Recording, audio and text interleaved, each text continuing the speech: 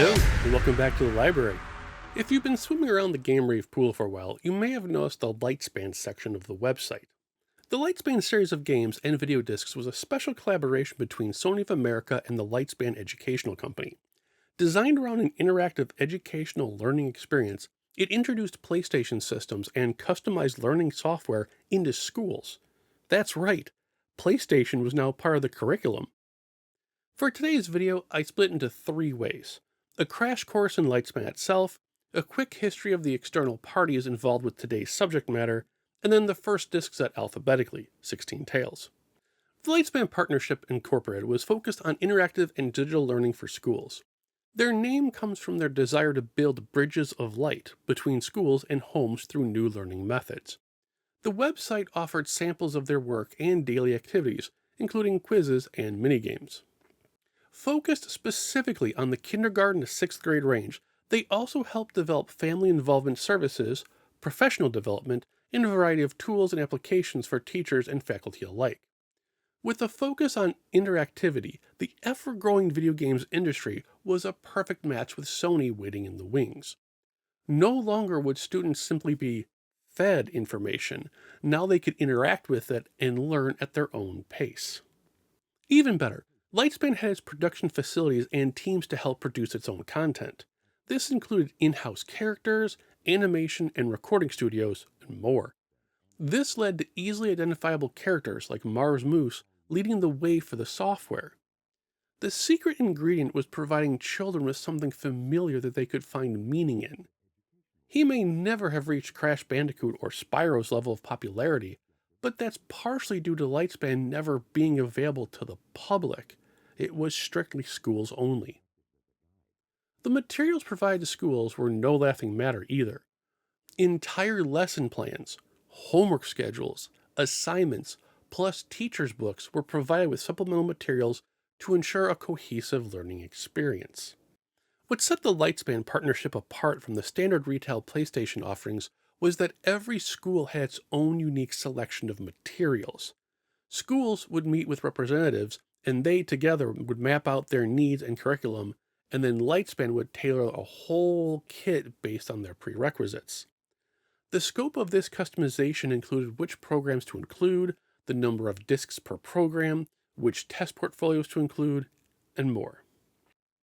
Behind the scenes, away from the public eye, it was also one of the testing grounds for online connectivity with the PlayStation hardware. The intention was to have Lightspan be a child-safe online environment through controlled browsing filters and easy access to a simple email and school website. That's right, the PlayStation was online, just not to you. Specific to this video's experience is Lightspan's partnership with other companies, so let's talk about them. Specifically, KLCS in California.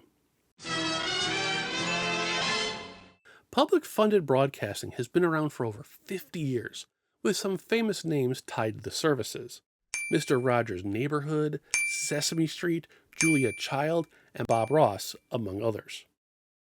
In 1972, KLCS TV was created as a California state and federally funded public broadcast channel to the Los Angeles City school stations. Focused on instructional programming, the station would evolve its core offerings to full TV shows, specials, and other standard offerings, literally 24/7 programming.